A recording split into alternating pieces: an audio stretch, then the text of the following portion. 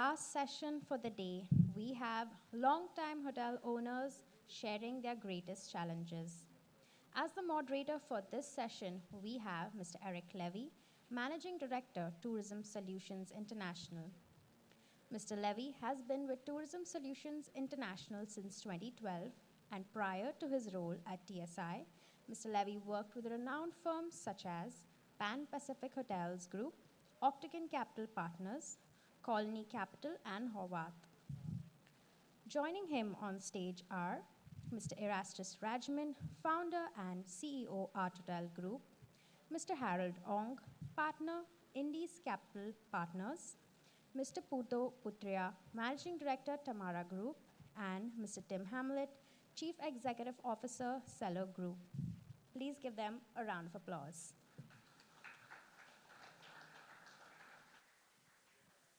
All right, now we're going to talk about whether we should be investing in hotels.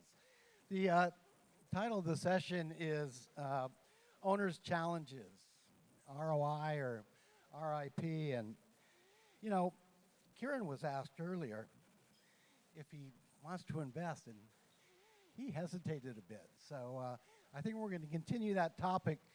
We have a great panel today, mostly owners and owner-operators. We do have one asset-light guy on the stage, but comes from an investment background. It's investing in the industry, just not the bricks and mortar.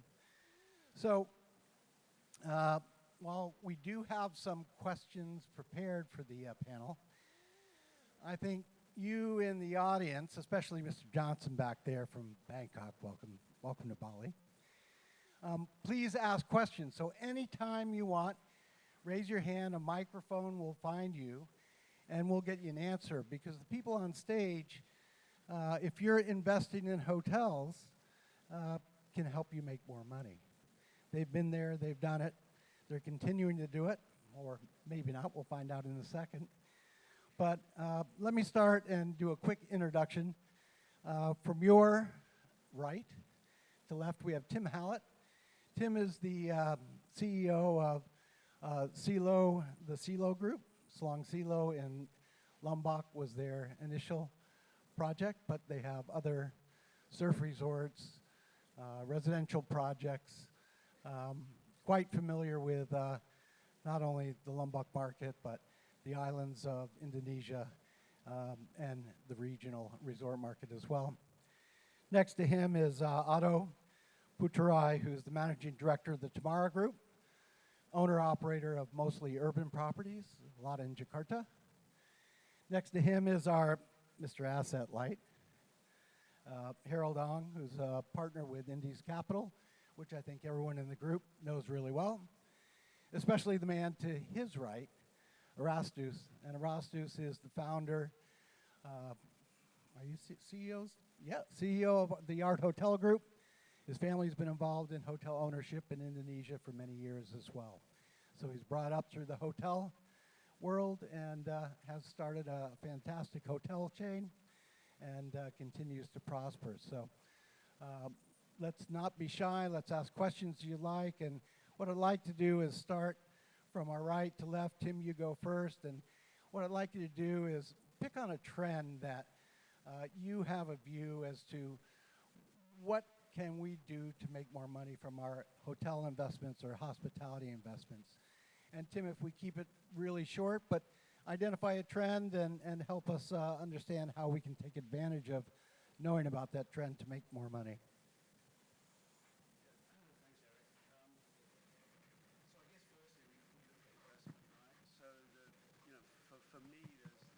Tim, can you pull the mic up a little bit? It's drooping.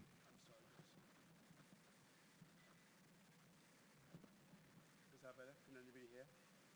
Are we good? Okay. Oh, there we go. Yeah, okay, perfect. Thanks.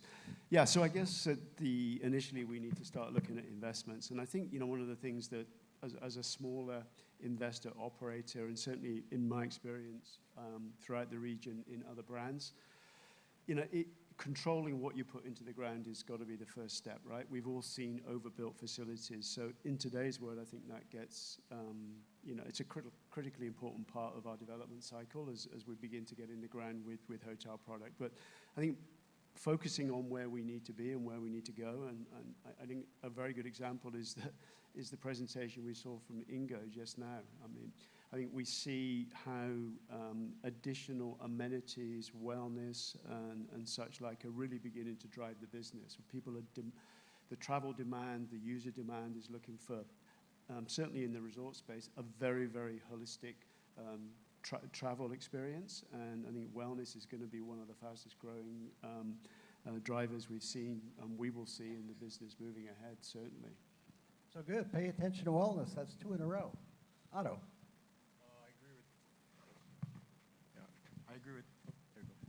I agree with Tim also. I think lately, what I notice in our properties, like people are more conscious about health now, right? And also like maybe they're more sensitive about environment. So they look for hotels with a certified green, especially for our clients, corporate clients from MNCs. Hello, can everyone hear me? All right. Okay, that sounds good. I'm going to go a little bit off course and talk about a trend which is probably an alternative, I guess, for owners as well as the hotel brand, and that is leasing. I think we are seeing more elements of that come into play in this country. So I think it gives a different risk reward to all the parties involved, and I think it's a real option. So if you think about what has happened in the last few years coming out of COVID, there are hotels that have not operated well. They need a refresh. Maybe the owner doesn't have that capital to refresh. So they can probably change their mindset a little bit and think, look, maybe I can get a brand and an operator, but also somebody to go and lease the property.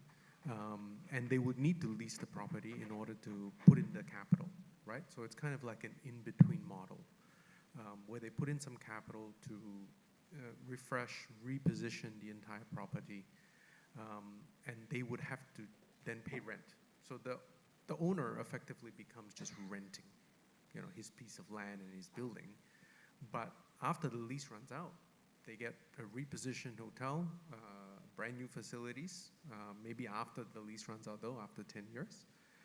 But that's a different way to look at things, and I've seen examples of that really work in the last few years, and I think that's a trend that we should see more of. So beating the bid-ask dilemma that we have with the big gap between the two, Harold, what you're saying is perhaps we should look at the lease alternative. Erastus. Check. I think I agree on the wellness side, definitely. Such a big trend coming up, especially like in big cities of Indonesia, coming with paddle, tennis, and a big holistic wellness concept. But I want to try a different route. That I think there's a few routes that we've been exploring lately is actually through capital market. So there's a lot of problem that in Indonesia as hotel owner assets we got stuck with it because it's just growing your revenue and your EBITDA basically. But how much can it be, right? I mean, if you are 100 rooms or 300 rooms, it's pretty much capped. Your room rate, your F&B revenue. There's a maximum on that performance. You will not be able to like double or triple within a year or two. So we're actually exploring the idea of using the capital market, going IPO, because whatever you make on that hotel performance and as an EBITDA, when you bring it to capital market, given that you have the right partner, given that you have the right scale and you have the right momentum as well for going listed, I think it can become a quadruple effect compared to your net operating income. Interesting. So we have a couple on wellness, one saying, let's look at the leasing model, interesting, and then one, again, saying, look at more income streams from your box, and then look at the capital markets to take advantage of your enhanced income. The wellness bit I thought would pop out of this conversation. So in preparing for that, I did a little bit of research in the market and looked at some of the great wellness infrastructure we have in Bali. You look at all the wellness, whether it's physical or mental wellness programs, Eat, Pray, Love, and all that. And you know, I come from that background, and I believe in wellness, and I've looked at the wellness projects in Bali, that infrastructure that's been laid. Things like Mades Warung, and another place that was made famous for its health food and its wellness drinks.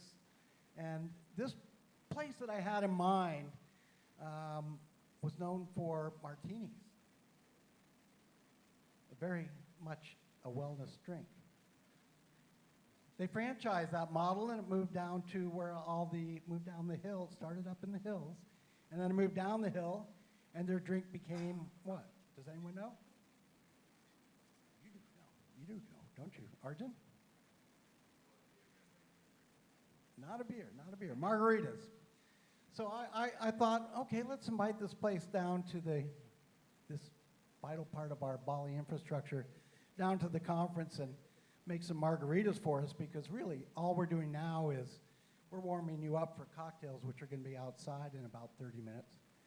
So I thought we'd invite them here to have margaritas, and we asked the Sofitel, and they said no way, because our margaritas are better. So what we're going to do is we're going to start the cocktail hour early, at least for the panelists.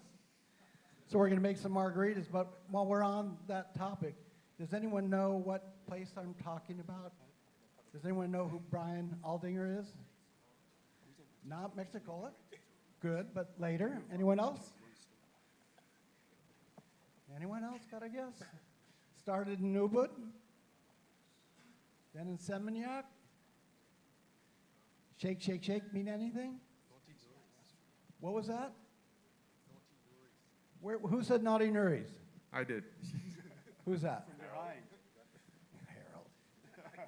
Does it count? Does anyone know what this is? This is Naughty Nuris Sambo. They sell it. They're not doing a great job in packaging, but I picked it up, and one of our panelists is the winner. Okay. Now let's get on to it. And guys, you know, if we zoom out, what this conference is really about is, should we be investing in hotels? And all of you that invest have the capital to invest in hotels or other things. And let's make those margaritas. We're the only ones who get them, by the way. The question is it a time to invest in hotels? And the question was asked earlier, and there's a little bit of hesitation. But you guys have capital. Otto, what about you?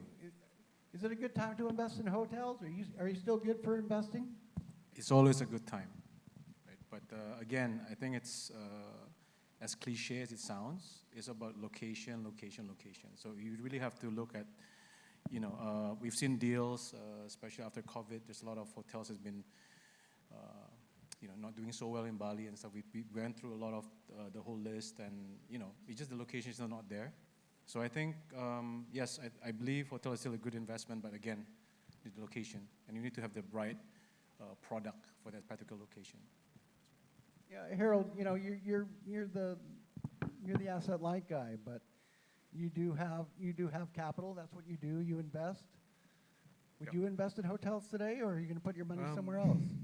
Yeah, I think there's always a good time to invest, right? So even when markets are difficult, it really depends on the proposition at hand. So there are multiple ways to invest, and as I said, one of the things that we would do, for example, is a bit of key money. We'll even think about leasing. So whilst we're asset light in name because we really run the brands and we partner with the management teams that run the brands in Artotel and Swiss Bell Indonesia, I think we would look at opportunities to invest, and maybe it's in a non-traditional sense, right? But like Kieran mentioned before, ultimately for us, we are financial investors, and if the proposition does make sense, if you can reposition a hotel, you know, can be smarter with space, as we heard from Manav regarding size. It's not an advertisement for us, but we have done it in Artotel and Swiss Bell, where we have taken over non-branded as well as branded hotels from previous operators, repositioned, remarketed, and it's actually done even better, right? So the GOP for the hotel owner has increased. Yeah. The other thing I would say is that there is always a little bit of, I would say, it's a trophy asset, right, for some of the individual owners to own a hotel. And sometimes the ROI doesn't quite come back because they just want to build on their piece of land, they want it a certain way, they overspend. But I think if you work with more traditional partners that really look at ROI, I agree with Otto, location is important, and brand positioning is very important, as well as the product. So I think you can really differentiate how you generate returns if you have the right partners with you. There we go. Watch this space. Harold's going to be leasing hotels, branding them Art Hotel, and having Erastus run them. Erastus, capital in your pocket. You invested in hotels? Erastus didn't want me to ask him that question, but I believe there's a saying like there's no people got rich because owning hotel, but every rich people owns hotel. You get it, right? So it is true, right? I mean, Indonesia, to be honest with you, I mean, I don't know about like overseas and whatnot. My exposure is pretty much very focused in Indonesia. Mostly hotel owners, they always have a main business, right? They have cars, insurance, mining, commodities, whatever it is. That makes the real big bucks, to be honest with you, in Indonesia. But then, once you have those investment cash, then always they bring it to property.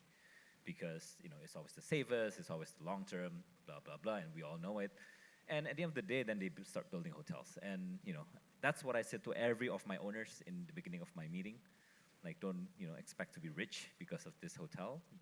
No matter who operates, to be honest with you, because there's always a limit. There's always a cap on every hotel performance, given your location, your ADR, your occupancy and whatnot. But at the end of the day, you can actually utilize your assets. And if the question is it a good time to invest? Definitely. all right. Tim, what about you? I guess I would look at it in a slightly different way. These, my fellow panelists here look at it more institutional. I guess I represent more of the independent entrepreneurial owner.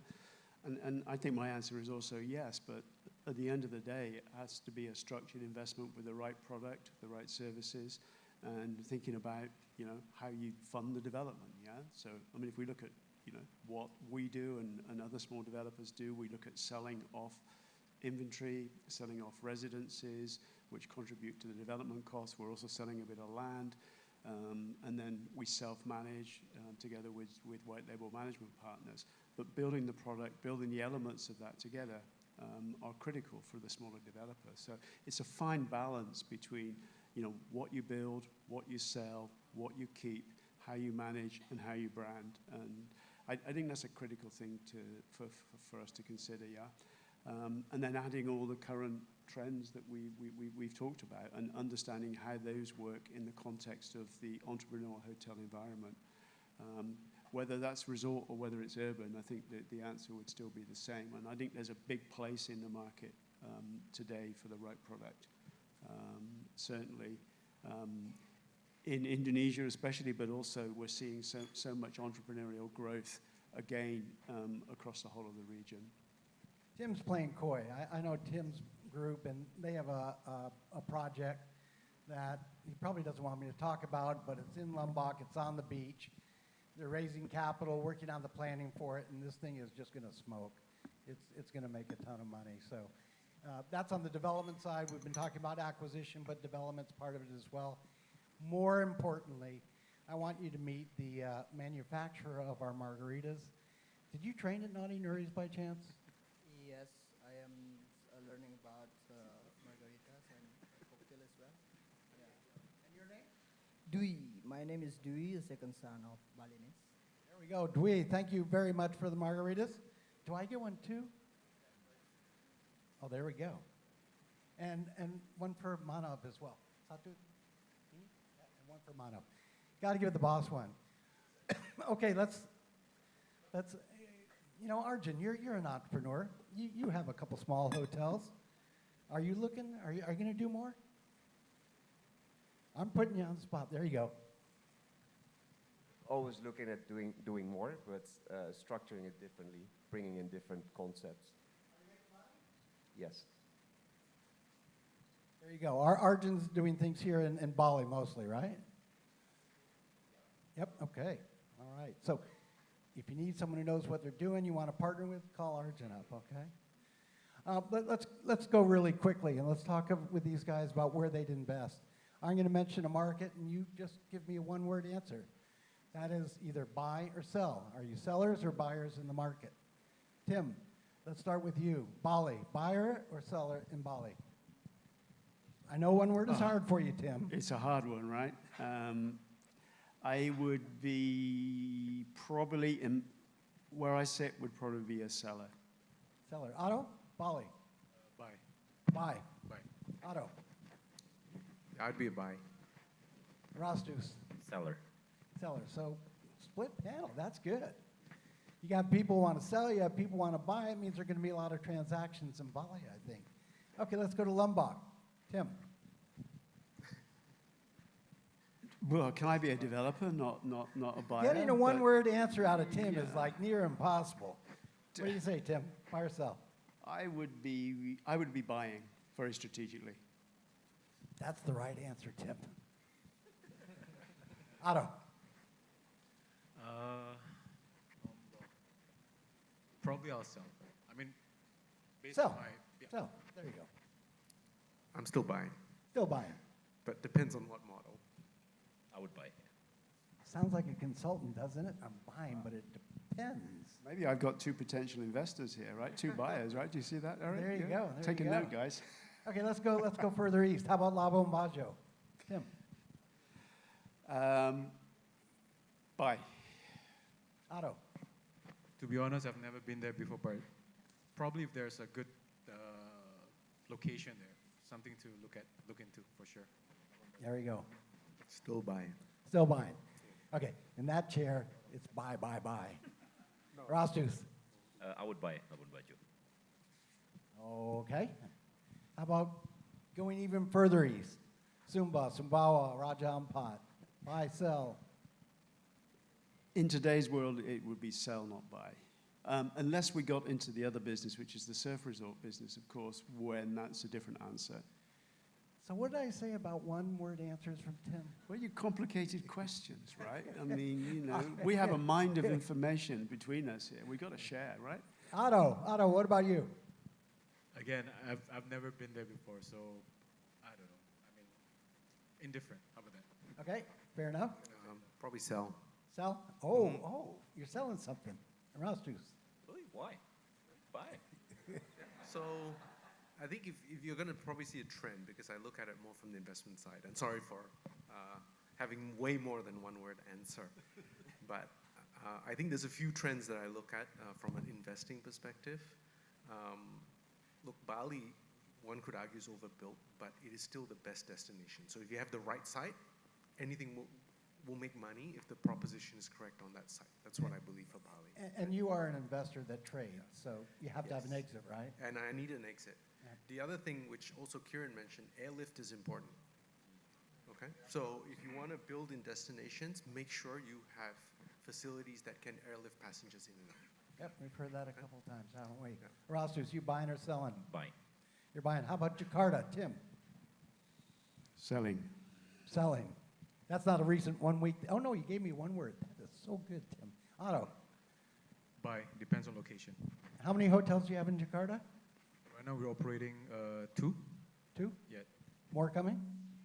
Looking at it. Okay. Someone likes Jakarta. How's the experience there? Just build next to Otto's hotel. You do well. Buy. Buy. Erastus. Sell. Sell. Sell. Really? Everything's for sale if the price is right. Do you still own that? Do you still own that art hotel? I do, but I'm open for So guys, you hear that? It's a great Yeah, hotel. discussion. If they bring back the Nasi Kamanji to the menu, you can double the price, right? sure. Okay, Bintan. God, Bintan. That takes me back. Good dream, bad dream? Yeah, I think I would be buying. Fine. Otto? No. Sell. probably indifferent a bit. You're allowed to pass. Erastus? Never been there, so indifferent. Can't. Nusantara. Tim? Nusantara. Isn't that your new capital?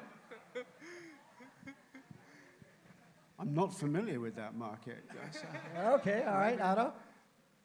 I've never been there, so indifferent again. Okay. Pass. You have a hotel in After Ikaian, this right? week, you're not Yeah, buying. you just opened one in Ikaian. Rastus.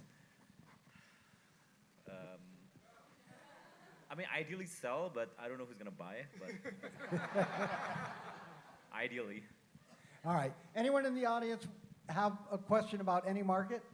You want to ask if they're buying, selling? Okay, here we go. Thousand Islands, Pulau Seribu. Does anyone know them? Rastus, Not much. you must know. No, I I don't. would sell actually. Sell? Pulau Seribu, yeah. Wow. I mean, it's nice. It's so close by in a way, but for some reason, the local government authorities is not moving the right direction, I believe, to promote the destinations, and also the local authority to support the private companies to build more and campaign more towards developers. And I mean, it's beautiful, but then, I mean, I think Indonesia, especially Pulau Seribu, has a huge problem with the waste management as well. Harold, are you trying to say something? Are you, No. no, you don't want to talk about that. Anyone else have a market they want to hear about? Okay. Just yell it out. We'll hear you.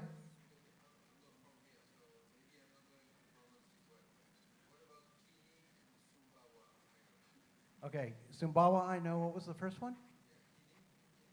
Kini? West Sumbawa. Okay, guys. I've been to West Sumbawa. Yeah. Good surf.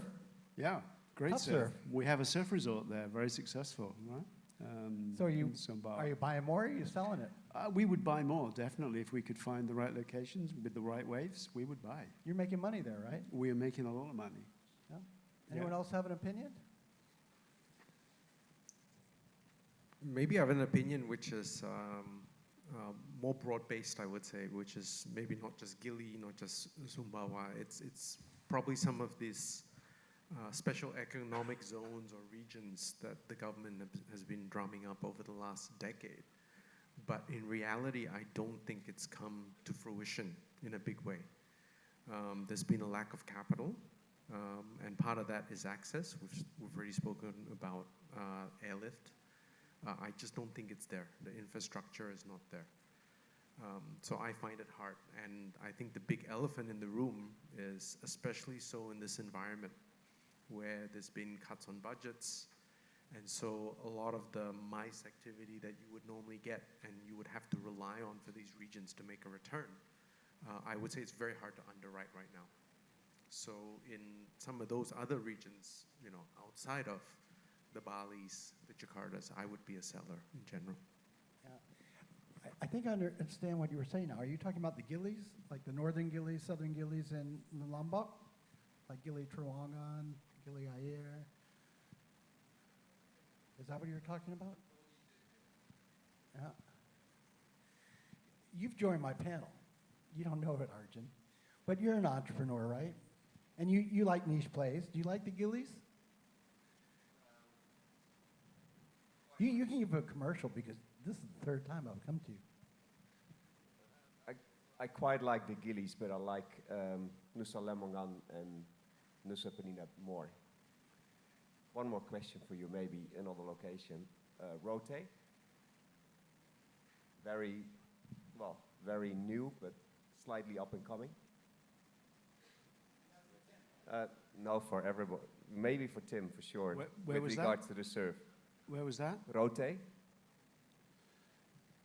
Surf, definitely. We actually looked at a property down there. It's a great location and some good surf, high-yielding surf. Definitely down there for us on the Lat Zero side.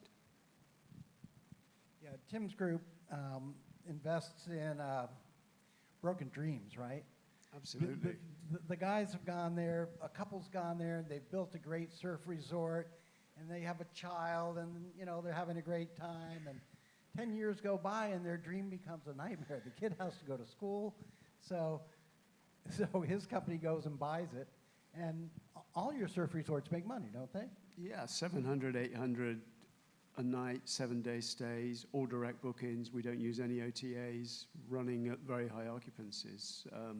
Very low cost of entry because the waves are what people pay for. The waves are free, right? So it's a good business. Please don't build any. Come and see me. Yeah, or build it with your wife and then sell it in 10 years to the Selo group. Anyone else have a destination you want to explore? Okay. Go ahead, yell it out.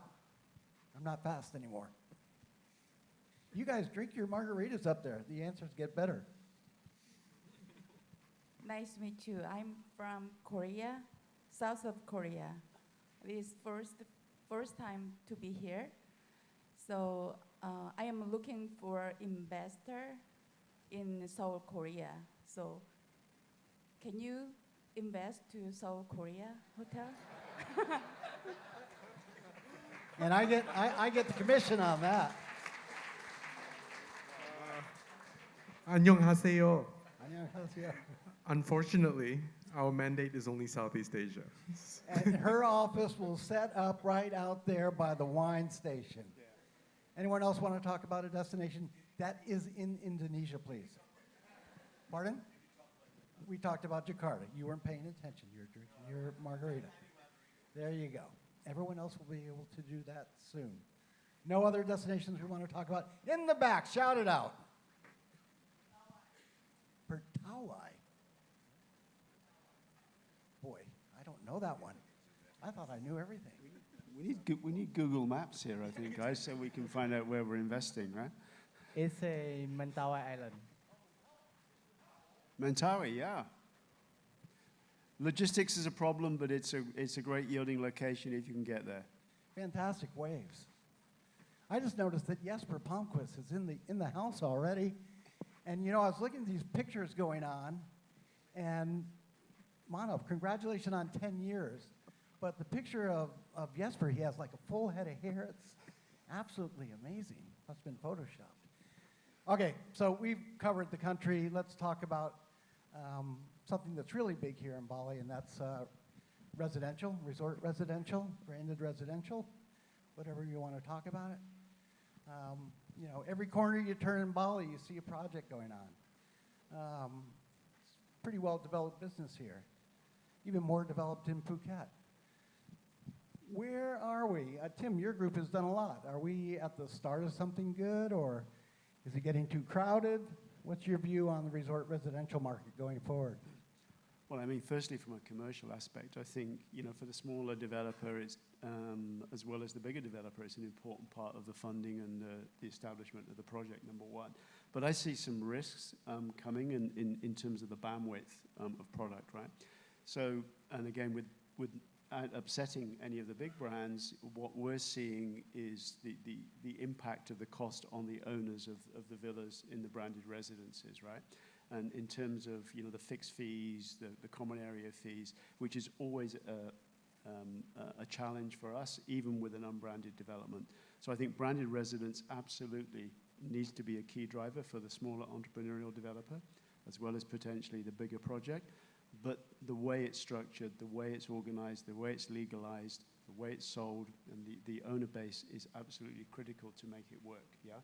We're seeing a lot of it. And I think, legislation and control is important to make it a credible investment, particularly for those foreign buyers coming in, yeah?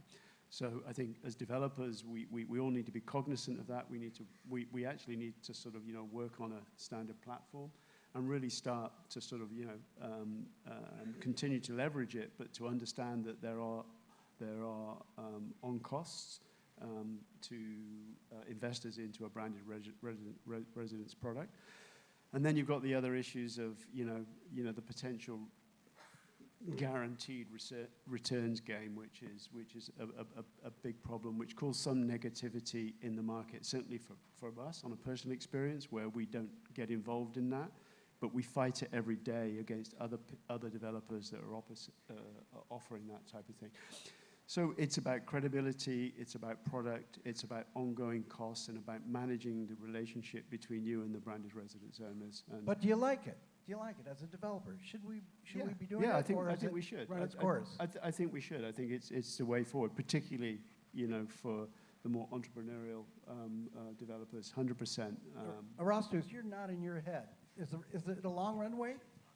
Is it yeah, just freeze and I won't call on you. Is it a long runway for the resort residential product, or? I'm actually quite a big believer on branded residence, only in Bali though. We've seen, we initiated a few projects on branded residence in Bali. When you go with, well, number one, put it this way. In Bali, branded residence, I believe only for luxury market, upscale or luxury. Nothing else below that. Number two, I would always recommend for luxury branded residence is always the international brand, the one that has international power. Number three, I think there's always a cap between local buyers and international buyers, even in Bali. So local buyers, if they want to buy a branded residence in Bali, there'll be a unspoken ticket price cap, which is like $1 to $2 per unit, basically. So an absolute number. It's not a price per square meter. Estimation of the willingness to spend for local, like Jakarta people, Surabaya people, whatnot. But then when you go for overseas, the ticket price can goes up to $3 to $5 per unit, basically. Harold, any views on that? Yeah, no. Investment game? Actually, I agree with Erastus. I probably would caution people doing it themselves with a lower scale kind of do-it-yourself model. If you really want to sell branded residences, I would go with an international brand, or you have something special, like maybe you are very focused on one region or a particular product, like what Tim has in Lombok. I think that works, but you need to go upper scale, right? Yeah, it's with the international chains, it's kind of a, they're not going to sell your units for you, but it gives you a brand promise. I see Mike Brummel, who's like the guru of everything real estate in Indonesia. So I'm going to pick on him. What do you think, Mr. Brummel? Is there a long runway for us? He was here, he was so happy, just relaxing, chilling, getting ready for a cocktail, and I'm going to put a microphone in his hand. Here you go, Michael. Is there a long runway for resort residential in Indonesia, or do you think we're in a crowded market? You know, we are seeing some interest in branded residence still, but I know that there's more and more caution about Bali, to be honest. I know a number of people that are concerned about the traffic. They're saying the traffic in Bali now is almost as bad as in Jakarta. And so I think there may be some hesitancy, but I do see branded residents that are selling, and I know some developers that are looking to bring some international brands in and do more. So we haven't seen the end of that market yet. Yeah, the traffic in Bali is really, really a point, but I'm not going to get into that because I'll get in political hot water.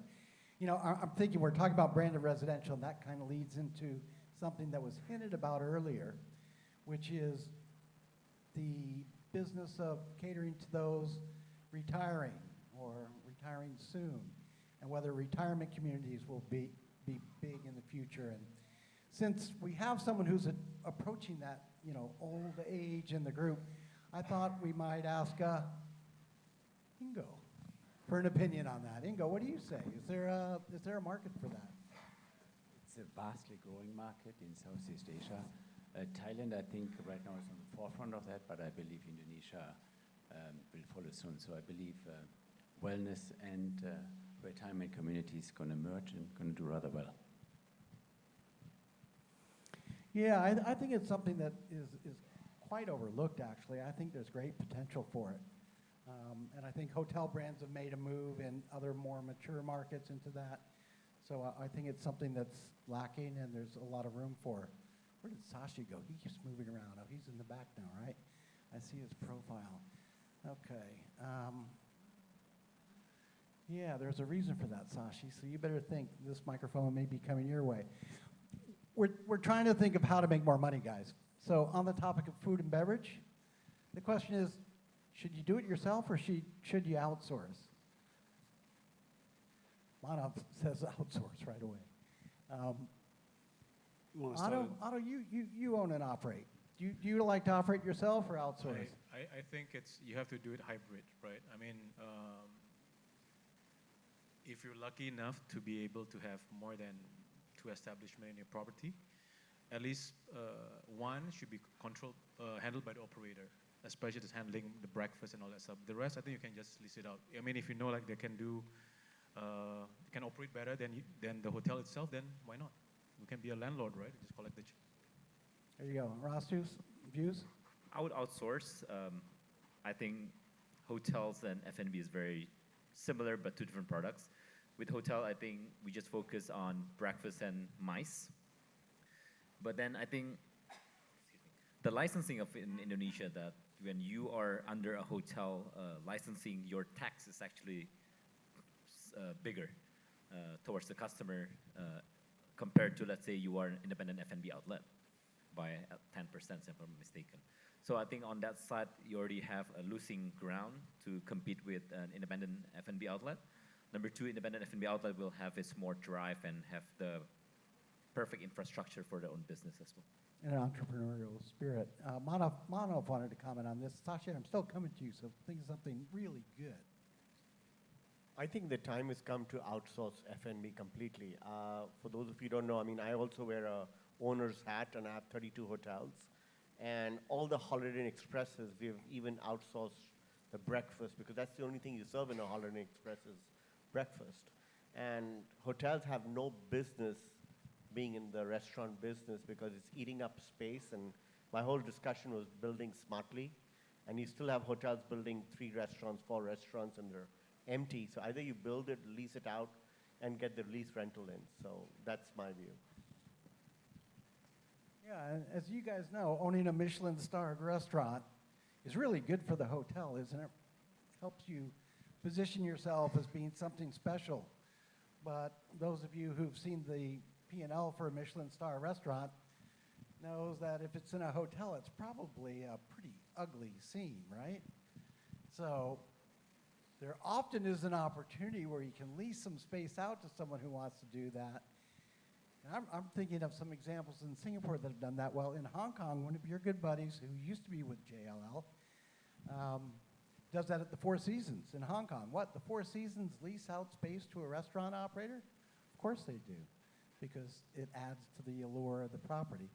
So Sashi, I'm going to pick on you. Are you outsourcing, or are you going to operate it yourself?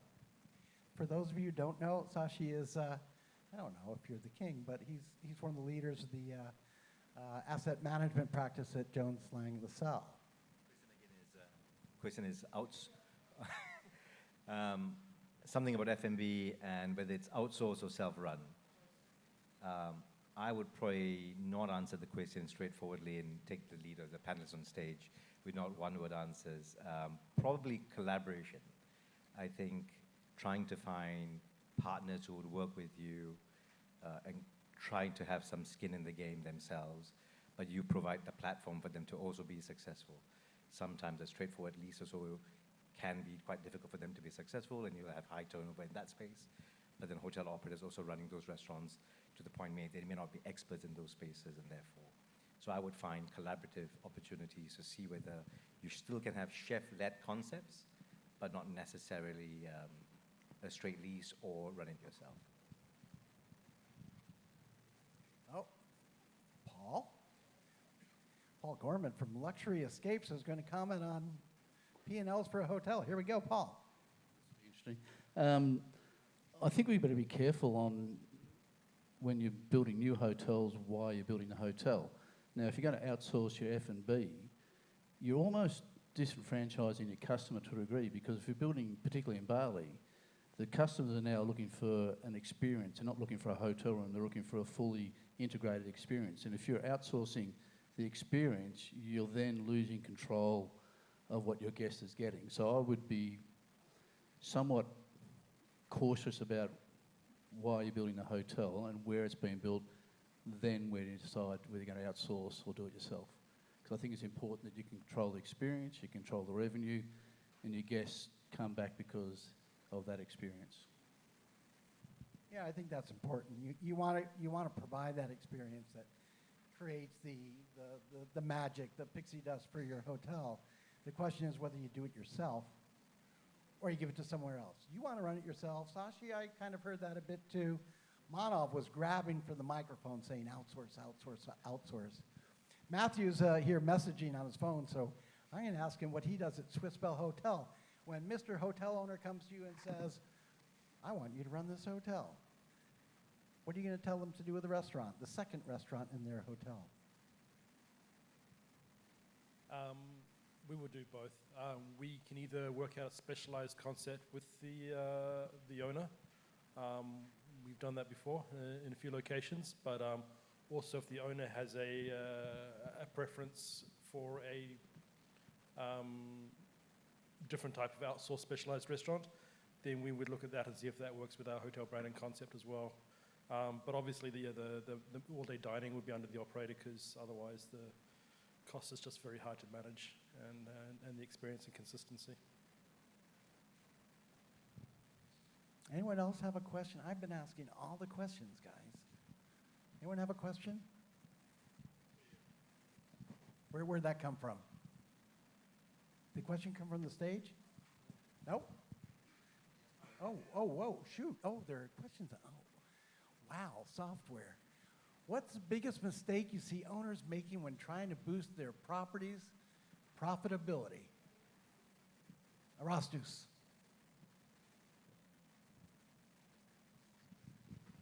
Biggest mistake owners make. They're trying to make more money. Not listening to the operator, number one.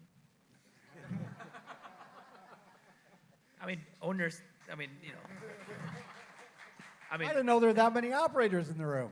I told the owners, like, the fact that you actually go to a lot of hotels in your life does not mean you can run hotels, right? Because you fly planes all the time, but doesn't mean you can fly the airplane. You know what I mean? Yep. So, I mean, there's a lot of times where, you know, we spend our time to convince the owners as well. I mean, we're not always right, to be honest with you also, but there's a lot of time when, you know, for example, we're doing a lot of renovation in a lot of our hotels. Sometimes we want to renovate the room first, and then the owner say, oh, let's renovate the corridor. Like, what for, right? I mean, you know, and then someone want to renovate the F&B first. They want to renovate the toilet.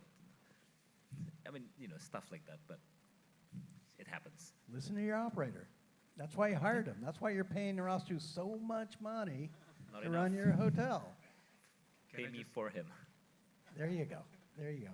Can I just add on a little bit? Like, Sure. I think it's sometimes the ego of the owner gets in the way, right? Because they think that, oh, the site belongs to me, blah blah and so on. But I agree with Erastus. So I think you should, as an owner, you should put yourself as a professional owner. So at least, like, there's a reason why you get the operator to run your hotel, right? So just try to find a balance between that, I think. There you go. There you go. Alex Jovanovic, do you have anything to add to that? One of the slickest operators I've ever met. Used to run a good bar called J.J. Mahoney's in Hong Kong in the day. Now he's with the Transgroup. What's the biggest mistake you see owners making when they're trying to make more money? Listening to other hotel owners. There you go. That's a pretty good one. Actually, that's a pretty good one. Otto, for you, what's a good benchmark for ROI in today's market? And I don't know what you use, but let's use an annual cash-on-cash yield or internal rate of return. What do you look for when you're deciding whether to make an investment or not? Well, I think most importantly, right, it's about managing the GOP, I think, right? I mean, something that's been running for quite some time, you know, you just have to manage your expenses and stuff. But I guess at the end of the day, the bottom line is like, how do you manage your GOP and secure it about 30 to 35%? I think that's good to maintain that. Yeah. So you focus the GOP Yeah. level. Okay, Mr. Investor, what do you want? If you're going to own the bricks and mortar or you're going to lease a property, what type of return do you want in whatever measure that you use, yeah? Yeah. I think it really depends on the risk profile because for private equity investors, which we are, the baseline is 20% US dollar IRR, right?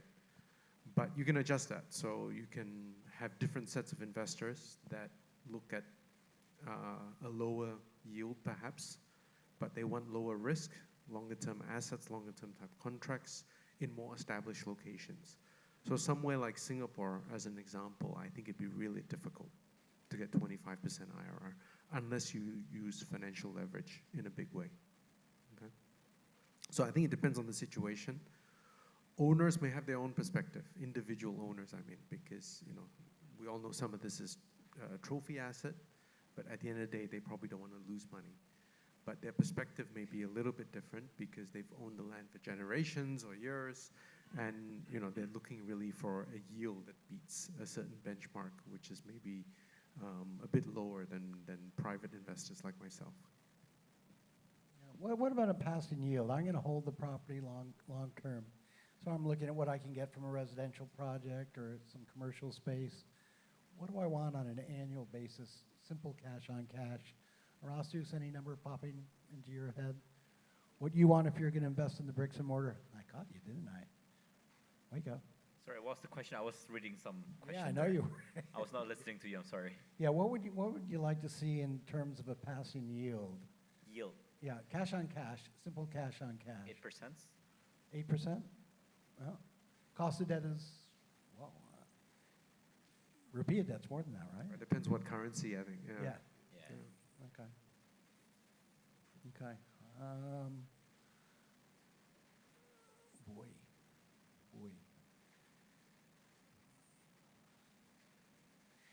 Okay. Well, I don't think we have anyone on the panel that can answer that. Okay, how important is design and branding, really, to you as an investor or developer? And this question is being asked not for the person who's asking the question, but for the other people who are in the same boat. Is branding really important? Is design really important? I think I'll get different answers from Otto. You first. Branding and design, is it important? And then Erastus, you're up second. I think so. I mean, we always have to keep up with the trends, right? Like, for example, like we are renovating our hotels right now. At the end of the day, what differentiate, like, we're talking about, for example, like a brand across, it's a 3-star brand, 4-star brand.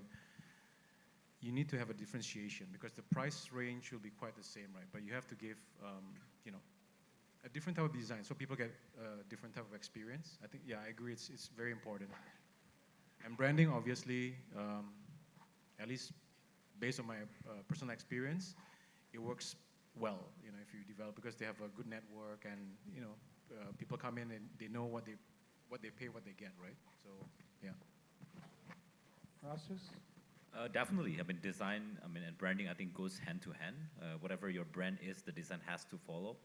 It cannot one way or the other. It has to be synchronized all the time, not just from just the design, but all the way to the little soft touch of the hotel, all the way to your service attitude and your positioning of the brand itself. Definitely. All right, I'm going to deal with one of the questions here, just to get off the board so we have another one pop up. How do you deal with brands when the required standards cost more than the market supports? You say, adios. I'll find someone whose standards meet the market because I've got to make money. I am a hotel owner. So let's have that one go away. Latest question, service departments as an investment in Bali or in greater Indonesia. Do you like that segment? And what key factors drive your interest? The yield, the absolute yield, the flexibility, or demand trends? No? No, I don't really have a view. Don't want to go there. Anyone want to address that? Who do we I guess, have? Eric, it goes back to the branded residence thing, right? It's a similar type of thing. You're selling a product and looking for a yield on it.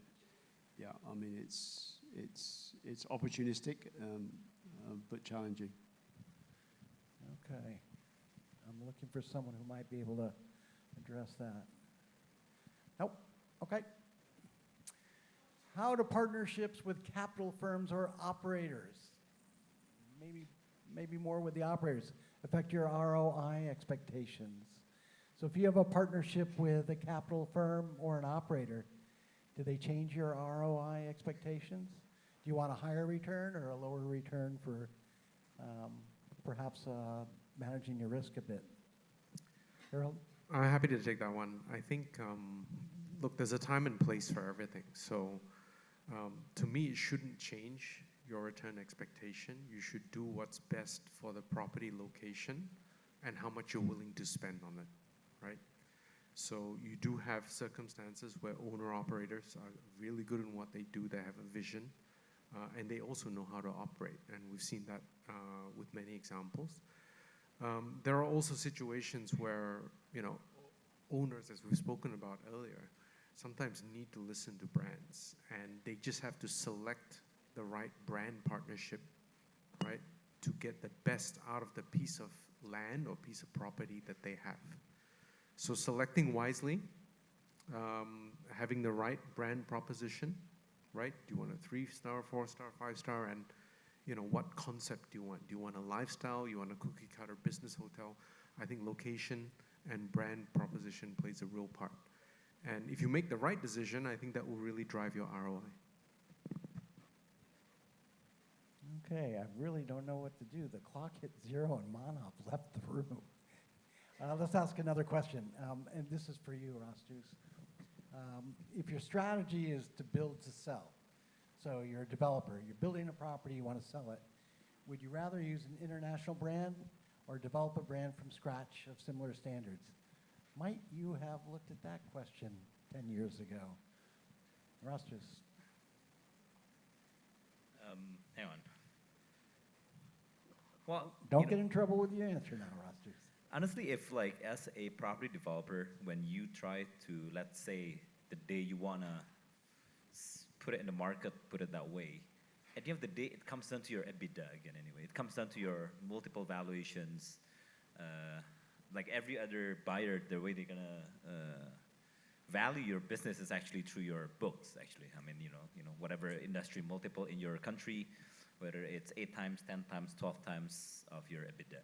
So I think at the end of the day, the first question is not when you want to build to sell, but the first question is always how do you build and you maximize your EBITDA and make it consistent year on year on year. That'll be my focus in the beginning before thinking of selling and whatnot. Good enough. Hey guys, did you like that? Manov's back in the room, so I think I'm going to wrap it up. Am I going to wrap it up, Mano? My clock says 0. My clock says 0. Do you want me to wrap it up and go to cocktails? Okay. Not very popular, am I? There we go. Okay, let's go to drinks. With that, ladies and gentlemen, join me in thanking the panel for their participation and their frank answers. Thank you.